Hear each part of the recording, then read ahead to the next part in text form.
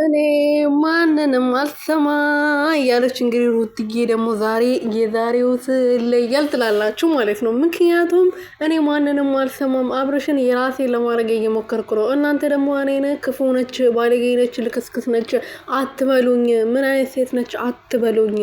እኔ ማንንም አልሰማም፣ ጸጥ ስል አልወድም፣ ጭር ስል አልወድም ብላለች እንግዲህ ሩትዬ ልዕልቷ ጀግናዋ ማለት ነው። ምክንያቱም አብርሃም የሌላ ሴት ሆኖ ማየት አልችልም። በየትኛው መንገድ አብርሽን ወደ ራሴ መመለስ አለብኝ። እኔ ከሱ ውጭ ማንንም ላፈቅር ከማንም ጋር ልኖር አልችልም ብላ እንግዲህ በእርግጠኝነት ነገር አስቀምጣለች ማለት ነው።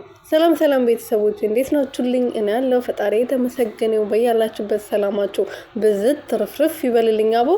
እና ሩትዬ እንግዲህ ዛሬ ደግሞ በሚገርም ንግግር መታለች። እኔ ማንንም አልሰማም፣ አብርሽን የራሴ ለማድረግ ሙከራ እያደረኩ ነው።